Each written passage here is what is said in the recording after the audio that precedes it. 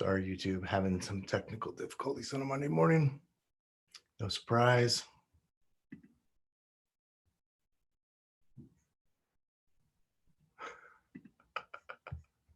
No surprise.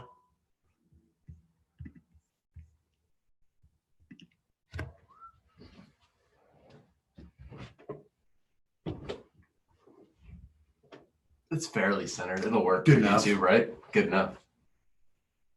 Hey everyone, welcome to Industry Headlines. Kevin Kaufman, Fred Weaver here with you, where we're going to recap the last 7 days of headlines. Before we do that, if you're enjoying this content and other stuff on our blog, what you could do for us is send us a referral here in the Phoenix, Arizona area so we could keep all this content free. We do love that. Go to kevinandfred.com/referral and send us the contact information of who we can help with real estate here in the Phoenix area. All right, so let's jump into our headlines. We've got a couple headlines here today. Keller Williams Chief Product Officer out amidst tech rollout.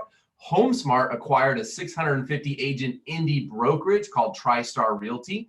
Realogy CEO Ryan Schneider made some comments about the real estate market going into 2020 that we'll talk about. And the WeWork drama, sort of closely associated with real estate. We can explain that here in a minute. Maybe coming to the big screen.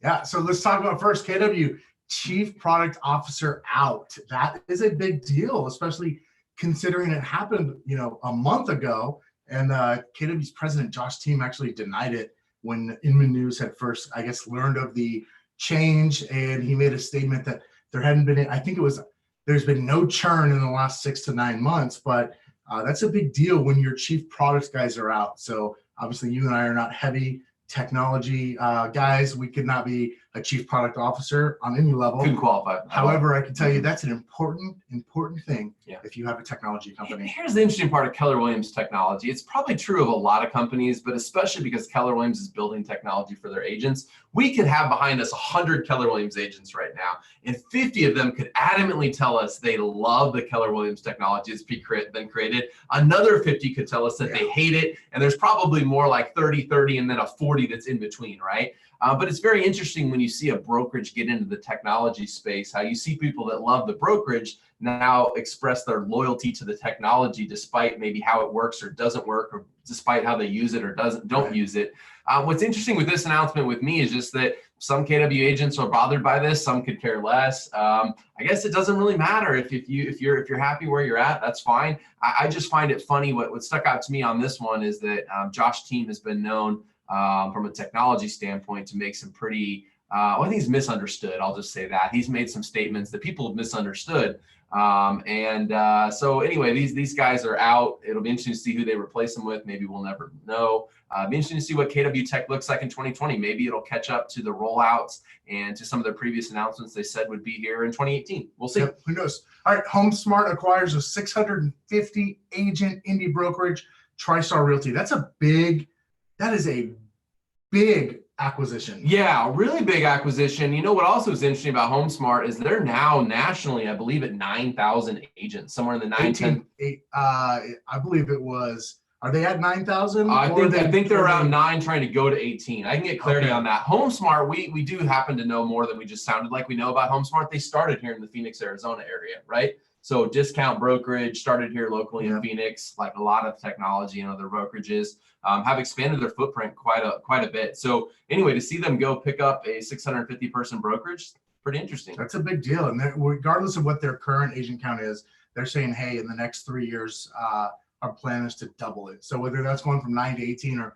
18 to 36. I'm sorry. Maybe I just misunderstood it. Okay, so they're going to go from 18 to 36. We'll see. I believe that's what they're saying. That's double. That's huge. They've been around a long time. I've been in real estate in Phoenix since 2004. I believe they were around right in that 2004, 2005 area. So interesting to see all that. Yeah.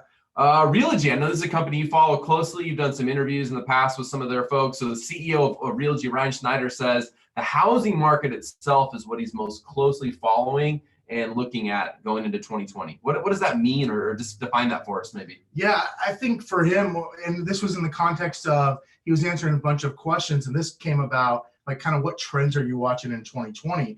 Because I think most of us would talk about like the iBuyers and all of the technology trends and changes going on in our industry.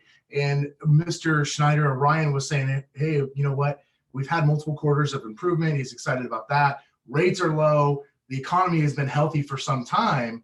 Is this going to continue to grow or continue to stay positive, if you will? Yeah, so he certainly, let's not put words in his mouth. He didn't make statements that were misunderstood. He just said he's watching a close eye on it. I think that could mean that he suspects something could change. He suspects there could be things happening, but he's not saying that it will happen. It's just that we have to watch it. Now, last week we reported right here in Industry Headlines, Fannie Mae came out and said that like interest rates are going to stay low. And they didn't just say through 2020, they said through 2021, right? Yeah. The Federal Housing Administration, Fannie and Freddie rates. So lots of talk, right, going into a new year about what's going to happen. Just trying to bring you some news about what the largest real estate company in the entire world thinks about the housing market. Let's get to the more cinematic and dramatic portion of this episode. WeWork drama could be coming to the big screen. I share that only because everyone knows that, maybe not, but a lot of folks know that SoftBank they are invested heavily into the real estate space.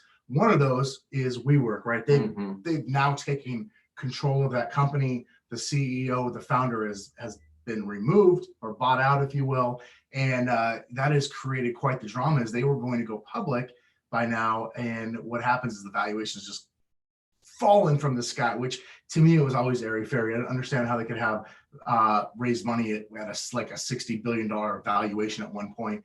And so there's a new screenplay about to come out on the rise and fall of WeWork. Coming soon. Interesting that the screenwriter that is considering this, his name's Charles Randolph. He's the same one that did The Big Short. So if you remember that was an Oscar-winning film.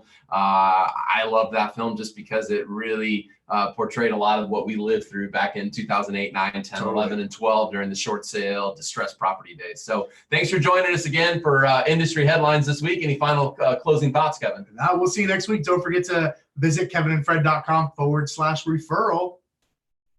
See you soon. Thanks. Bye. We need to get some stage hands.